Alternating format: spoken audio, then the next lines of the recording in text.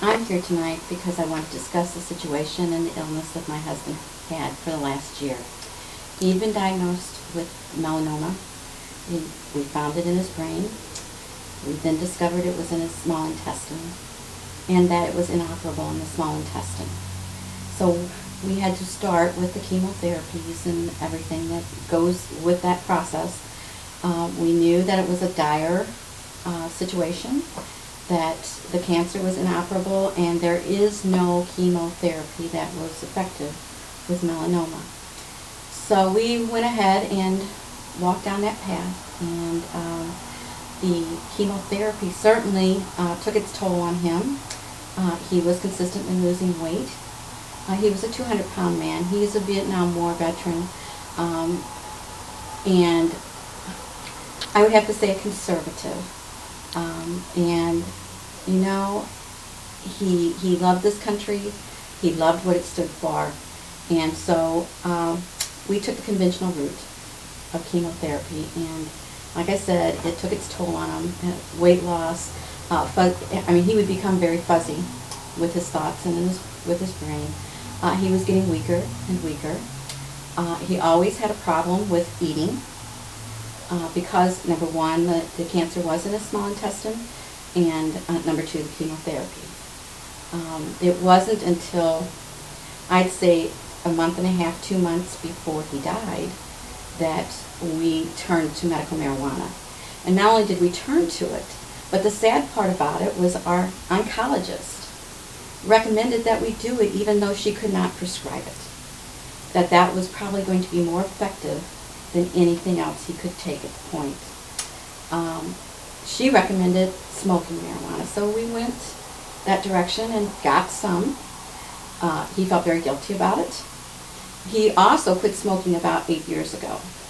And so one night we sat down and we had him try it.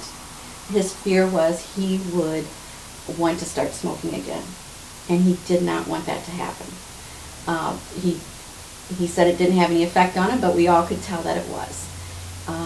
And within 20 minutes of smoking that marijuana, he asked for what his favorite food was, White Castle, and he ate 2 White Castle that night. So for us, that was a big bonus.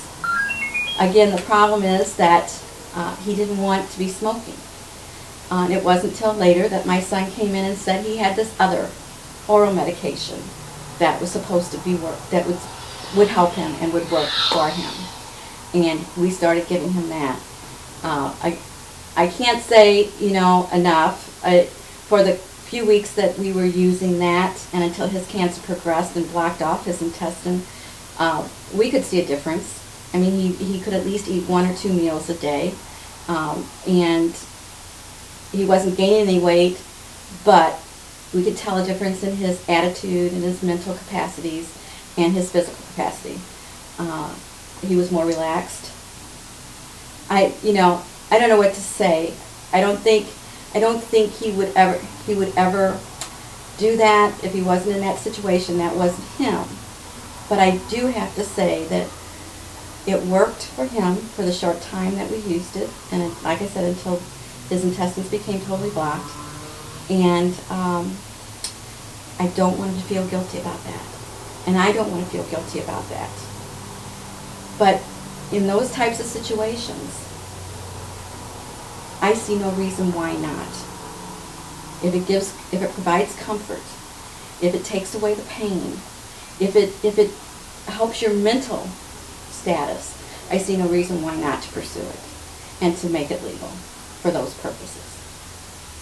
A vote? If I had to vote today and I will say for myself, I am conservative. If I had to vote today, I would vote yes for medical marijuana.